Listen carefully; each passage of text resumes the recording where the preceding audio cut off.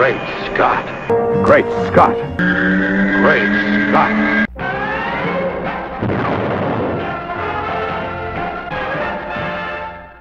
Hello everyone and welcome to another episode of Great Scott. I'm Scotty V. Thanks for watching. So a few days ago, I guess we got a look at the covers for the upcoming Doomsday Clock storyline involving Geoff Johns. And of course, we knew about this, and I think we knew that it involved the Watchmen, and I think most of us were like, okay, great. Or at least I was. Am I the only one who really doesn't care that much about the Watchmen? The Watchmen were kind of an offshoot, kind of a goof, kind of a thing that, Moore was saying, how about some reality infused in our comic books? And I guess some other books took off in the reality type direction after that. And, it was kind of a very depressing look at what superheroes might be in the real world of, I guess, the Reagan era and how crappy things were, and the possibility of nuclear destruction of the earth. And that being said, I also thought that maybe it was possible when I heard that we were getting a story called the Doomsday Clock, that this was actually going to include, Doomsday, since it's the DC characters, and we see with the release of these covers that Superman is on one of them, pretty prominently displayed, of course, with Blue Guy behind him. I call him Naked Blue Guy usually, but I think in the comics he has a little Speedo covering his area, which is always a fascinating look. Although not as fascinating as when you stand there in all your giant glory with your peen hanging down. But never thought I would say peen on this vidcast, but there we have it.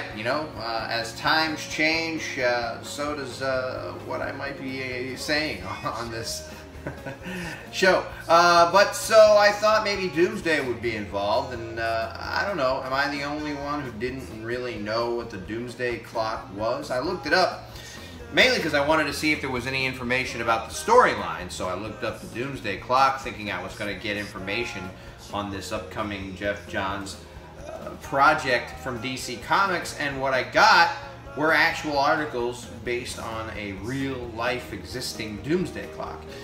And I think, somewhere in the back of my mind, I've heard about it before, and I love science, and I love technology, and I love reality as opposed to fantasy, but when I read that the Doomsday Clock is this hypothetical idea, a symbol that was created by scientists to tell us how close we are to global destruction of the human race, I feel like they themselves have mixed some fantasy right in with what they call science. And why I say that is there's a hypothetical minute hand that's approaching midnight, and the closer it gets to midnight, the closer we are hypothetically to destroying ourselves as a race.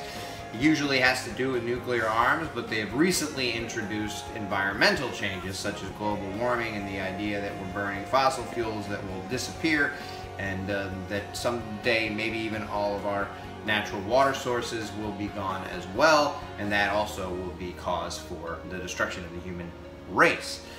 The problem with this is, yes, they collect data and things, but someone could push the button tomorrow and then we all nuclear destroy each other, or someone could never push the button. So it's all hypothetical, and generally science doesn't rely on people imagining the possibility of someone maybe pushing a button someday.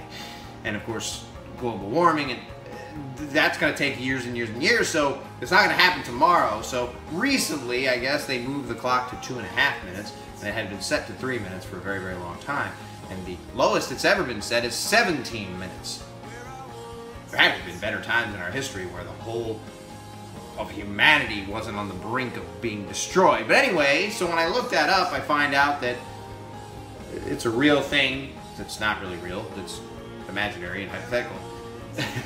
But that scientists, some group of scientists actually monitor global changes and then decide whether or not the minute hand goes back or forward, and it's moved many, many times since it was invented in the late 40s, I think. But the point is, I realize now, I mean, there's a clock on the comic book with Superman, with Blue Man, and there's another cover, and then now there's a third cover that has Rorschach's symbol face with the Trinity symbols on it. So it's a mixture. It's Watchmen, it's DC superheroes, and I'm sure others, not just the Trinity, and of course the Doomsday Clock, the idea that we as a human species are on the brink of destruction, which of course harkens back to the original Watchmen story, a series of books that came together for like 12 issues, but it wasn't meant to be an ongoing, they weren't meant to be ongoing characters.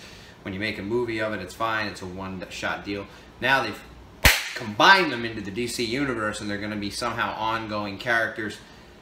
It just doesn't really fit with the idea of what the DC universe is, but the story apparently is going to have more to do with humanity's imminent destruction someday, and the interference of the DC heroes in stopping that, I suppose.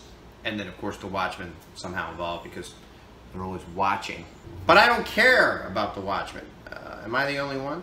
And hopefully I have helped out some of you who maybe, like me, didn't realize that there was a real imaginary thing that's hypothetical that scientists came up with years ago that is actually called the Doomsday Clock. Thanks everybody for watching, and remember...